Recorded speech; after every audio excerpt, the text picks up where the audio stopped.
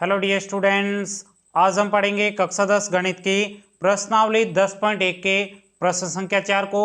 चलिए आज की क्लास को स्टार्ट करते हैं। उससे पहले अभी तक भी आपने इस वीडियो को लाइक नहीं किया है, वीडियो को लाइक करिएगा। चैनल पे पहली बार आए हो चैनल को सब्सक्राइब जरूर करेगा। तो देखिएगा प्रश्न संख्या 4 में कहा जा रहा है, एक वृत्त खींचिए और एक दी गई रेखा के समांतर दो ऐसी रेखाएं खींचिए, उनमें से एक स्पर्श रेखा हो तथा दूसरी आपके छेदक रेखा हो। देखिएगा साथियों, इस प्रश्न को करने के लिए सबसे पहले आपको प्रश्न में जो दिया गया है उसका सबसे पहले आपको डायग्राम बना देना है। तो आइएगा बिल्कुल सिंपल तरीके से हम इस प्रश्न को सोल्व करते हैं। सबसे पहले आपको कहा जा रहा है एक वृत्त खींचिए। यहाँ पे आपको वृत्त की कोई भी लंबाई नहीं दी गई है, तो यहाँ पे आप थोड़ा सा प्रकार को खोलकर एक यहाँ पे वृत्त बना सकते हो। तो आइएगा बिल्कुल सिंपल तरीके से यहाँ पे हम सबसे पहले एक वृत्त बना देते हैं।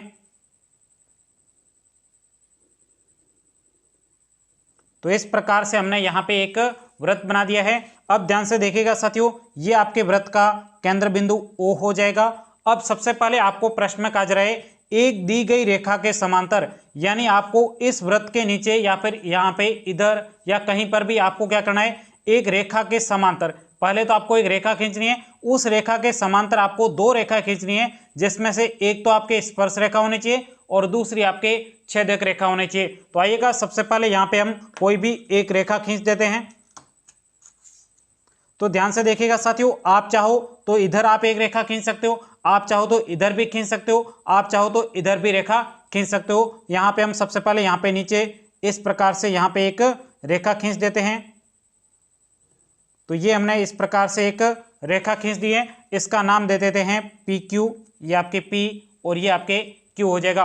अब ध्यान से देखिएगा साथियों, प्रश्न में आपको कहा गया था एक दी गई रेखा के समांतर। अब यहाँ पे ध्यान देना, समांतर आपको क्या खींचनी है, दो ऐसी रेखा खींचनी है जिसमें से एक स्पर्श रेखा हो। तो ध्यान से देखिएगा साथियों, यहाँ पे आपको क्या करना है, इस रेखा के समांतर आपको एक रेखा खींचनी है। तो इस रेखा के समांतर इस प्रकार से ही लाइन होगी। तो यहाँ पे आपको क्या करना है, एक बिंदु ले लेना है और यहाँ से आपको एक सबसे पहले इस रेखा के समांतर स्पर्श रेखा खींचनी है। तो आइएगा बिल्कुल सिंपल तरीके से यहाँ पे इस रेखा के समांतर हम एक स्पर्श रेखा खींच देते हैं।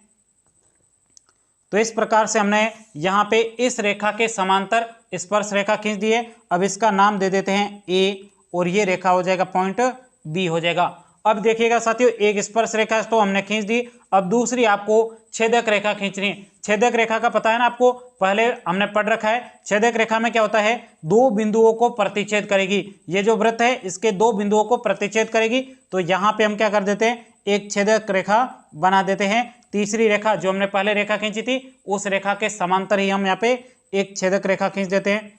ये आपके छेदक रेखा हो जाएगी। छेदक रेखा दो बिंदुओं पर प्रतिच्छेद कर रही है, एक यहाँ पे और एक यहाँ पे। इसका भी हम नामकरण कर देते हैं। ये आपके C बिंदु हो जाएगा और ये आपके D बिंदु है और ये तो केंद्र बिंदु है ही। अब ध्यान से देखिएगा साथियों, एक हमने सबसे पहले रेखा खींची, इस रेखा के ऊपर हमने क्या रखा, समांतर। यहाँ पे हमने स्पर्श रेखा खींचा, यहाँ पे लिख देते हैं स्पर्श रेखा।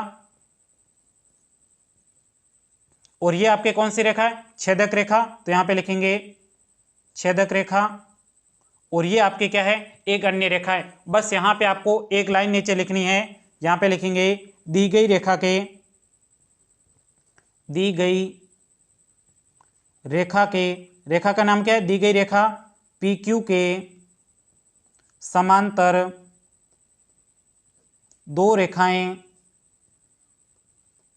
दो रेखाएं जिसमें आपके पहली रेखा क्या है, AB। यहाँ पे लिखेंगे AB। ये क्या हो जाएगा, स्पर्श रेखा। तथा दूसरी कौन सी हो जाएगी, CD। CD ये आपके कैसी है, छेदक रेखा है ANS। यहीं तक ही आपको इस प्रश्न का उत्तर लिखना था। उम्मीद करता हूं ये पूरा प्रश्न आपको अच्छे तरीके से समझ में आया होगा। इसी के साथ में आपके प्रश्नावली 10.1 कंप्लीट होती है। अब हम अगली प्रश्नावली के साथ में मिलेंगे, तब तक के लिए जय हिंद जय भारत।